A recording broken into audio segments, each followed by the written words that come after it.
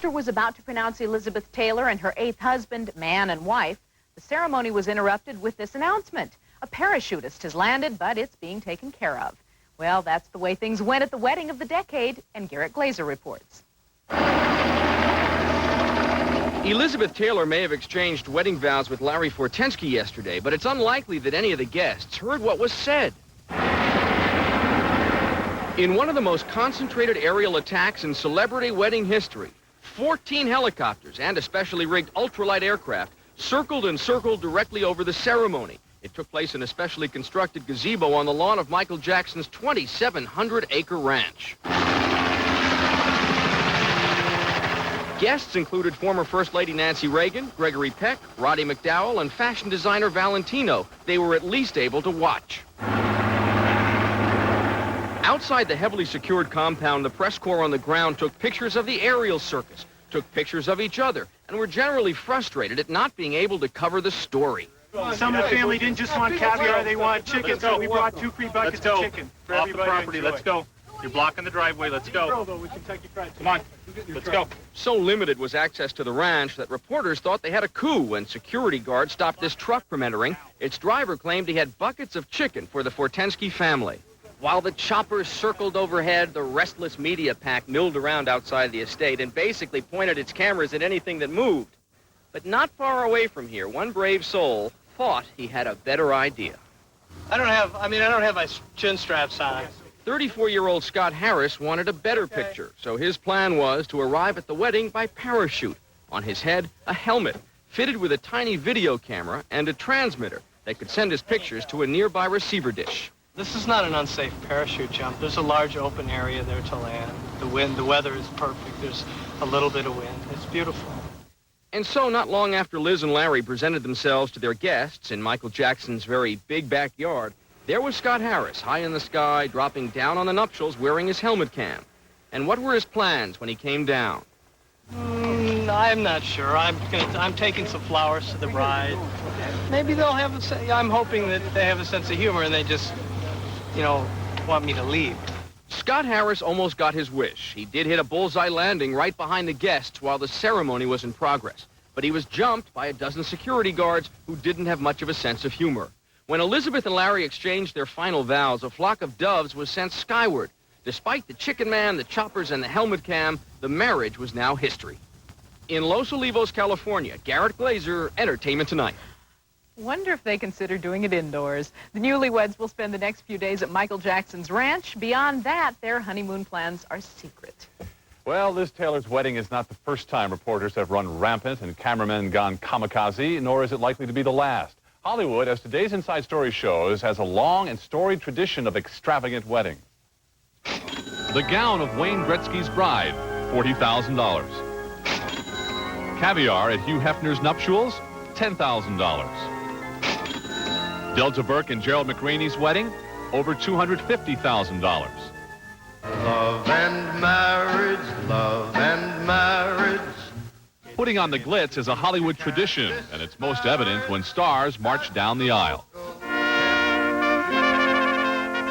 When Hugh Hefner married Kimberly Conrad, the 500 guests at the Playboy Mansion feasted on a 4-course buffet that included over 40 desserts in addition to wedding cake. The lavish affair went off without a hitch, surprisingly, since the whole thing was put together in just 4.5 weeks by coordinator Colin Cowie. We worked 18 hours a day, 7 days a week, and left no stone unturned.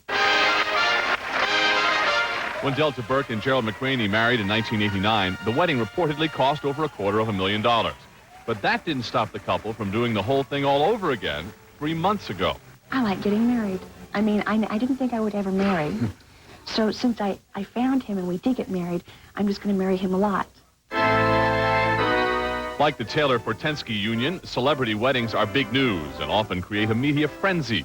Some, like Magic Johnson, Mary Lou Retton, and Kirk Cameron and Chelsea Noble, try to escape the glare of Hollywood by marrying in their hometowns. But even when Harry Hamlin and Nicolette Sheridan married outside of L.A., they told People magazine that they still had big problems caused by snooping helicopters. He couldn't hear his cue. The trees were whipping and the wind was blowing. He said, I couldn't hear my cue. I couldn't believe it. That's why celebrities like Roseanne and Tom Arnold often hire security services. Prices can start at about $50,000, according to West Coast Detectives President Philip Little. And really, it's peace of mind is what we're giving to our clients. Others, like Prince Charles and Diana and Prince Andrew and Sarah Ferguson, have no choice and accept the media spotlight. Wayne Gretzky and Janet Jones's wedding in Edmonton was a national event and cost over $1 million. But when it comes to celebrity weddings, the editor of Brides magazine says it is important to remember that stars just aren't like regular folk. Celebrities are a type apart. I mean, they're a world apart, and they let their dreams come true. They have the money to do it, and so they go for it. The all-time record for expensive weddings, a ceremony in oil-rich Abu Dhabi in the Middle East, which lasted 7 days, united a prince and princess. The wedding cost $33 million. Thank you. On our Inside Story tomorrow, superstars in TV commercials. You won't see them in the USA, but they're everywhere you look in Tokyo. American actors can make 200 million yen, which is over $1 million doing this commercial business. Big American stars mean big business in Japan. The Inside Story tomorrow here on Entertainment Tonight. Coming up next, Jodie Foster tells us what she does to stay normal when she isn't in the Hollywood spotlight. And later, where's Waldo from the Little Rascals? We'll show you in the Heart File. I wasn't expecting to be in the hospital for 2 weeks. Suddenly there I was, having a cesarean. David was wonderful. And when it was all over, I had this perfect little person and a lot of pain. Later, I was kind of surprised when the doctor gave me Tylenol with all the other choices they have, but the Tylenol made me feel better so I could put my mind on more important things. Tylenol, the pain reliever hospitals use most. Come on and nutritize your body. Come on and nutritize your mind. Want to change your old size for a Nutrisize? Call your Nutrisystem Center. We'll teach you how to develop a whole new relationship with food. Nutrisize your life. Nutrisize now and lose all the weight you can for the price of a 10-pound program. Call 1-800-321-THIN. Everyone knows Rosarita refried beans taste great. But did you know they're a significant source of protein? That just 1/2 cup serving has more iron than 2 cups of raw broccoli. Fewer calories than a large apple. As much fiber as 2 bran muffins. And less fat than a cup of low-fat yogurt. Rosarita refried beans. And you thought they just tasted great.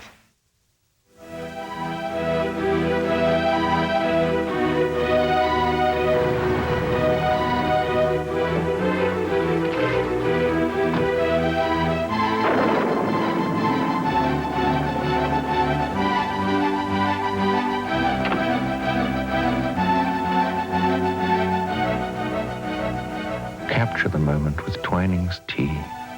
So elegant, so tasteful. The crunch, the workout, the kickoff, the roar of the crowd. It's here. Fall kickoff time at Les Schwab. Page after page of winning tire values. For example, a special purchase of 40,000-mile all-seasons radials means we pass the savings on to you. For pickups, vans, and 4x4s, sale prices on Wild Country, Wildcat, Buckshot Mutters, and more let you tackle any road. It's happening now. The Les Schwab Fall Kickoff of winning tire values. The Fisher King was #1 at the box office for the second weekend, making an estimated $6 million. Deceived was second, and 2 new movies, Ricochet and The Super, joined Necessary Roughness in rounding out the top 5. Jodie Foster's new movie, Little Man Tate, begins playing in selected cities on Wednesday, but kids and celebrities got a first look at a unique Hollywood premiere. The movie is about a gifted child and his single mother, and the pre-screening party benefited Invent America. Gifted youngsters displayed their unique inventions, while children attending received honorary copyrights on their original works of art. Here we go. Congratulations. Little Man Tate marks Foster's first film as director.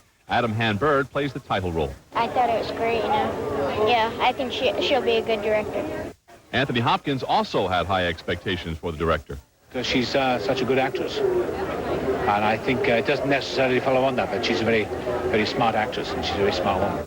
It was obvious that Foster and her young co-star were proud. Well, he's not that little. He's growing every day. Hey, this big guy did pretty good. Don't you think, Adam? Yeah. It was fun. I can't imagine ever loving anything more than that. So, but I guess you expect me to say. I actually think it's the best work I've ever done, even as an actor, and nobody else probably maybe won't even agree with it, but I do, anyways. After playing in selected cities, Little Man Tate will be in theaters nationwide on October the 18th. Little Man Tate is creating a frenzy around Jodie Foster. Time magazine put her on its cover this week, proclaiming a director is born. But this notoriety is nothing new to Jodie, and as she told Lisa Gibbons, she has learned to deal with all that fame. She really has been a constant in her life for so long. Yeah, sure has. Thanks, Mary. You know, I didn't really know what to expect when I went to see Little Man Tate, but Jodie has created quite a remarkable film. I really liked it. In a way, her success is no surprise. Jodie has been an actress since she was 3, and she's used those years of experience on and off the screen to tell the story of this gifted young boy. Every day I say to myself, this little kid is exactly the kind of person I want to be. I mean, let's face it, you're the best thing that ever happened to me. Jodie Foster says getting the chance to both star in and direct Little Man Tate is the culmination of her career. While directing Adam, her 9-year-old co-star, Jodie says she drew on her own experience as a child actor to help him through his first movie role. I must admit that I was much more delicate about his welfare. I was always concerned about what happened to him because I suppose when I was younger, there were people that protected me, and that's probably the reason that I have had a good experience with it, I think. Mm-hmm. Did you ever for a minute doubt that you could pull this off, Jodie?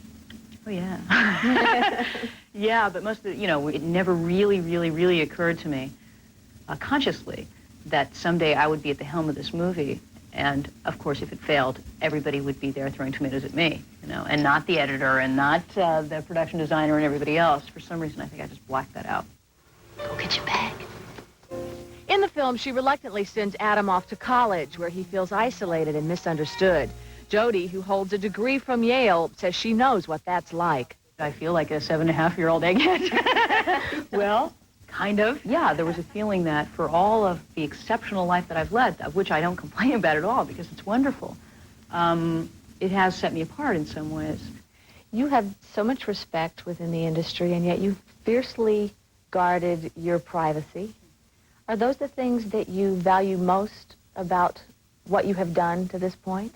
I've figured out a system of how to be happy in my business, and that is that I have very few friends, and I try to figure out a way to create illusions around myself that I live an ordinary life, and that means, I wear sweats every day, and I pick up my own cleaning, and I do that kind of stuff, because otherwise I would feel like I wasn't living. Fred Tate? Fred Tate. And cut. You have done something like, what, Jodie, 30 films, or? Yeah, 30. Does that seem remarkable to you? Well, I don't know. It doesn't really. I've done a lot of TV, too, I've been around a long time. I've been around for 26 years or so, and it amazes me that I'm not sick of it. This is what amazes me. Not so much that I've done 30 movies, but that I'm not sick of it. It's interesting that in some of her recent films, like The Accused and The Silence of the Lambs, Jodie told me that she had to chase those parts and fight to get the roles. Ironically, with this film, at first, she didn't want to star, but the studio made it part of the deal so that she could direct the film. And she's really glad they did because she's awfully proud of her work. Yeah. She should be. Looking forward to seeing this one. It's great. Very much. Thank you, Lisa. When Marla Maples' romance with Donald Trump was over, there was a bevy of Southern belles ready to give her some sympathy and a guest spot on their hit sitcom. And so Marla joins Designing Women in today's coming attraction. But that's just how it is when you go out with someone who's rich and powerful. You get the short end of the stick. Art imitates reality when Marla Maples guest stars on Designing Women, advising Allison Sugarbaker, played by Julia Duffy, on how to or not to marry a millionaire. I think it's just a way to make light of a situation that the world seems to want to take so seriously. The Designing Women with Marla Maples airs tonight on CBS. You're tired of the humiliation of getting stuck with the nigger runs. That's what you called it, isn't it? The nigger runs? Critics are calling I'll Fly Away the season's classiest new drama series. Sam Waterston stars as a liberal Southern attorney during the dawn of the civil rights era. These subjects that cut more closely to reality, they're much more satisfying in the long run than lighthearted Chinese food.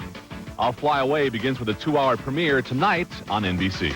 Each one of these collars is electronically linked to another prisoner's collar. If they're ever separated... Cable television takes a look at what the future of law enforcement may be in Deadlock, starring Rutger Hauer and fellow inmate Mimi Rogers. We're not taking a serious look at what the potential future might be.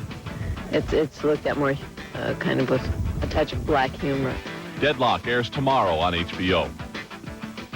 And finally, Jason Priestley dares to bear his wet and dry look for dual covers of Sassy Magazine, an idea originally slated for another young hunk, wet blanket Christian Slater. He wouldn't allow us to pour water over his head. And then when we had the shoot with Jason, we said, we want to do this dual cover. We want to do one wet and one dry. And he went, great. Both copies of Priestley's Pictorial will hit newsstands next week.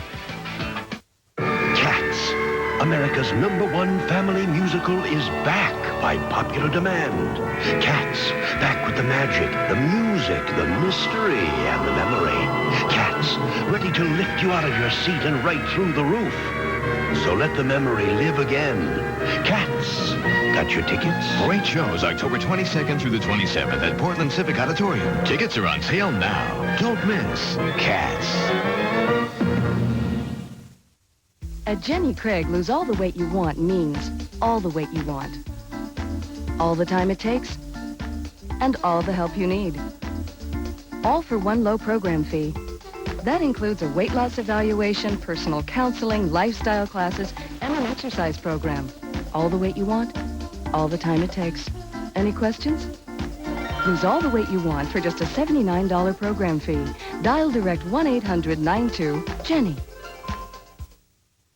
What's the latest? She'll hit the coast in 2 hours. There's an insurance company that responds to catastrophes all across the country.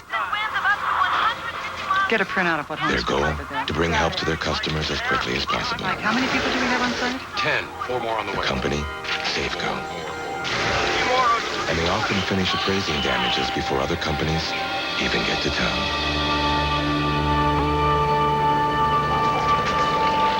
It's gonna be okay. You're covered. Freedent's the one. Only one gum passes the test when you've got dental work, and that's Freedent. Freedent won't stick to your dental work, so you can be confident chewing it. And because it also moistens your mouth and freshens your breath, Freedent's in a class by itself. Freedent's the one that took the stick out of gum, and Freedent moistens your mouth. Yeah, moistens your mouth and freshens your breath while you chew. Non-stick Freedent moistens your mouth and freshens your breath. You're watching Coin TV, Portland, Vancouver.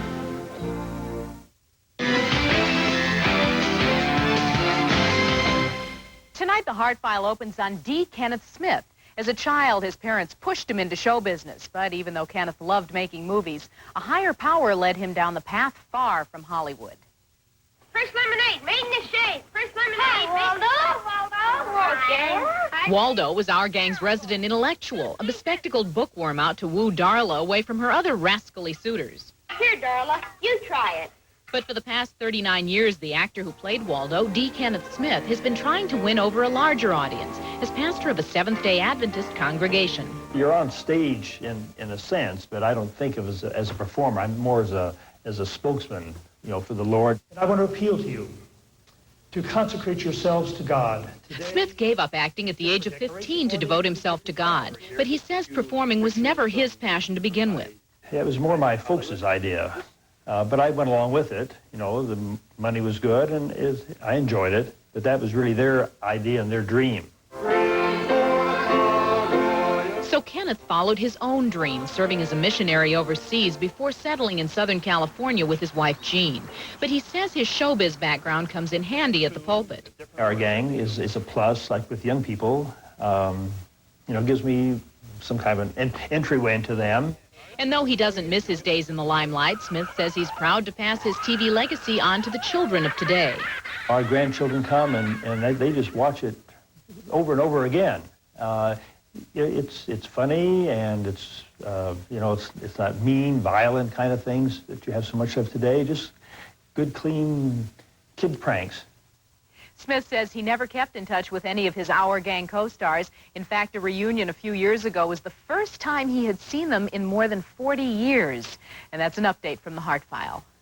Ginger Rogers and Fred Astaire created magic on screen with their spectacular dance numbers. Now Ginger is revealing the story of their off-screen relationship, and Leonard Maltin has more for us now. Leonard. Well, John, Ginger Rogers is one of the magic names from the golden age of Hollywood. An Oscar winner for Kitty Foyle, an actress who could play comedy or drama. A star who was at one time one of the highest paid women in Hollywood. She recounts the story of her life in a new autobiography, and naturally one of the high points is her discussion of her partnership with Fred Astaire, one of the greatest chapters in all of movie history.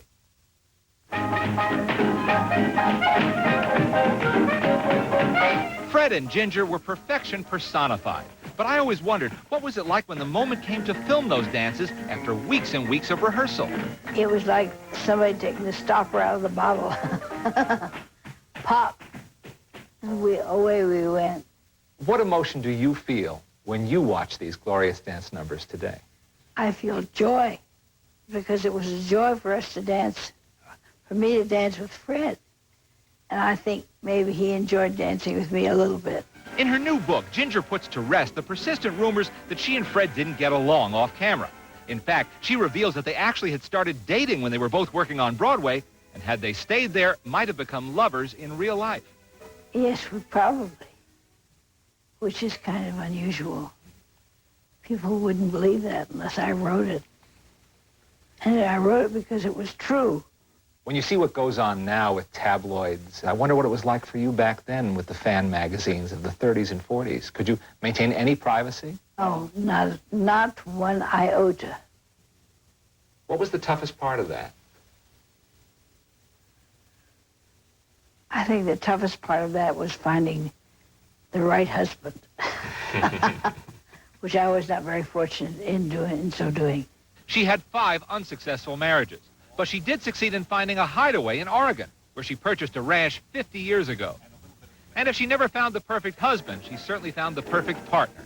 Their dances will live forever.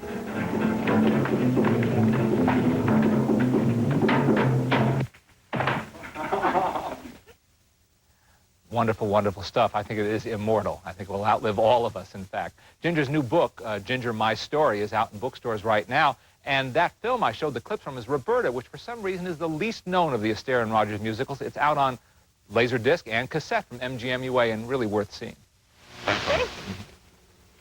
Mary Tyler Moore is the Juvenile Diabetes Foundation's international chairwoman, and she was honored this weekend for her fundraising efforts. But Moore's involvement goes beyond charity. She has a personal stake in the group's efforts. In Beverly Hills, Moore showed up with old friend and colleague Valerie Harper for the research fundraiser. It's perfect. There's no better person to honor, ever. Moore herself is a diabetic, and she believes that fundraisers like this will lead to a better life for diabetic kids. We're hopeful that we can raise $100 million in this decade to come up with a cure for diabetes. It is entirely possible. At the U.S. Naval Academy in Annapolis, Maryland, Bob Hope appeared at the new Performing Arts Center, which has been named after him. Beat Army. Hope had some facial bruises from a fall last week, but said he was in good shape and deeply touched by the ceremony, which he called a high point in his life. This is something else to have this in my name and everything. In Washington, D.C., Sylvester Stallone was feted by the National Italian-American Foundation. 3,000 people showed up, including President Bush and First Lady Barbara. It's taken a while to get here, and this comes as perfect timing in my life. And in Beverly Hills, some good friends of the late Danny Thomas saluted him. Danny's daughter Terry accepted a Lifetime Achievement Award bestowed on Thomas by the Khalil Gibran Memorial Foundation. That was the key thing about my father, that he loved people and people loved him.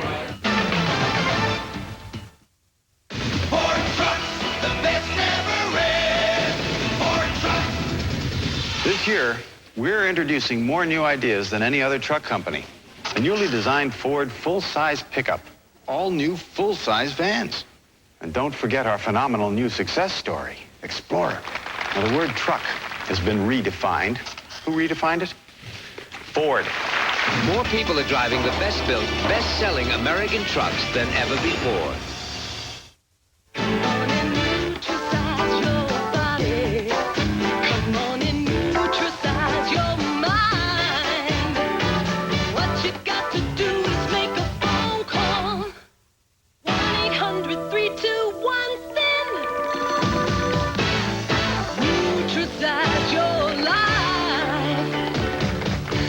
Exercise now and lose all the weight you can for the price of a 10-pound program.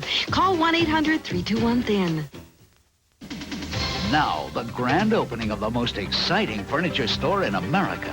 The all-new Rubenstein's in the all-new Lloyd Center.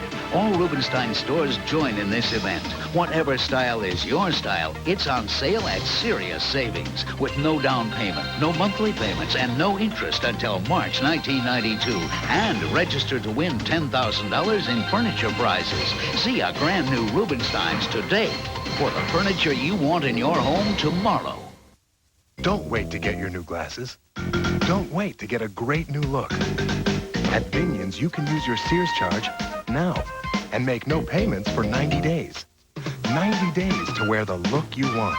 No payments and no finance charge. So put on a better look and put off paying. At the only store where you can use your Sears charge to get glasses in about an hour.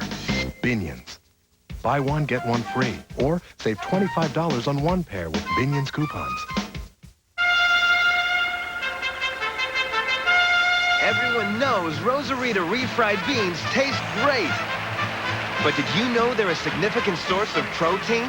That just 1/2 cup serving has more iron than 2 cups of raw broccoli.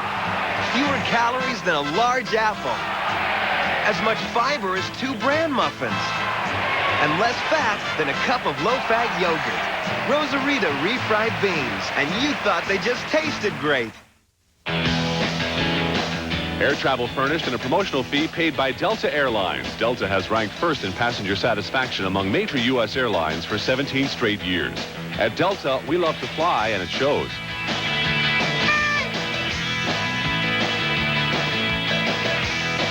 Celebrating birthdays today, actress Judy Landers turns 30.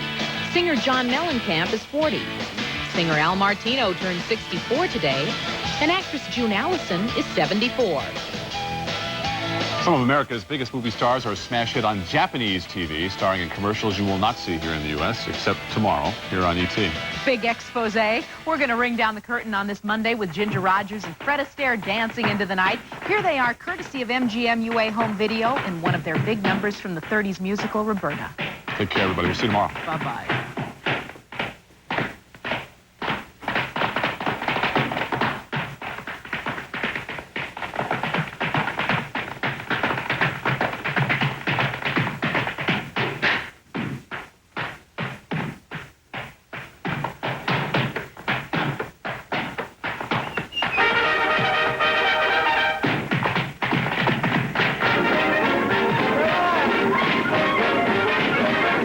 Exactly a slice of heaven for Wood when he and Will check into the hospital for some father-son surgery. Evening Shade is next on KOIN TV.